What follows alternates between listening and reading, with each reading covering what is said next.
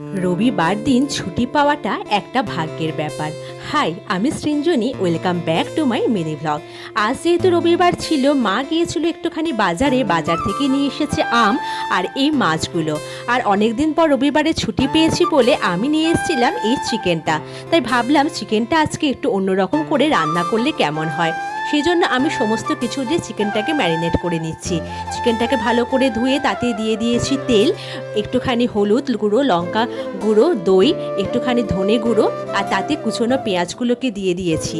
এরপরে একটা টমেটোকে গ্রেট করে এই চিকেনের উপর দিয়ে দিচ্ছি। এবার সবগুলোকে ভালো করে ম্যারিনেট করে নেবো। একটা পেস্ট তৈরি করে নিচ্ছি। এই পেস্টটা তৈরি করার জন্য আমি তাতে দিয়েছি কটা রসুন কোয়া, একটু আদা কুচো, একটু লঙ্কা আর কটা কাজু বাদাম দিয়ে অল্প একটুখানি জল দিয়ে এটাকে মিক্সিতে ভালো করে পেস্ট করে নিলাম। এবার এই পেস্টটাকে আমি দিয়ে দেবো চিকেনের উপর।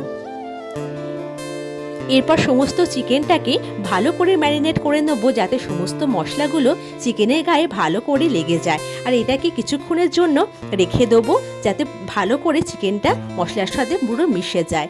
আমার রান্নাটা করতে একটুখানি দেরি হয়েছিল, কারণ আগে কিছু মায়ের রান্না বা বাকি যে রান্নাগুলো ছিল সেগুলোকে করা হয় এবং তারপরে আমি আমার চিকেনটাকে বসাই।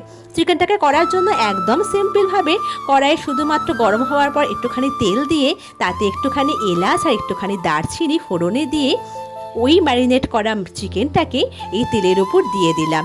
এবার এটাকে নাড়াচাড়া করে আমি শুধুমাত্র চাপা দিয়ে দিয়ে চিকেনটাকে কষাতে থাকবো।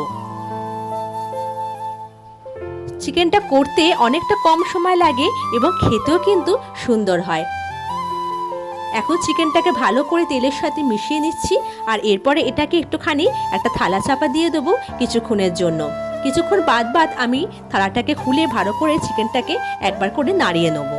দেখুন চিকেনটা কিন্তু বেশ সেদ্ধ হয়ে গেছে। এরপর একটুখানি পরিমাণ মতো জল দিলাম আর তাতে দিয়ে দিলাম একটুখানি কসুরি মেথি দিয়ে চিকেনটাকে ভালো করে ফুটালাম আর রেডি হয়ে গেল আমার আজকের এই সিম্পল চিকেন।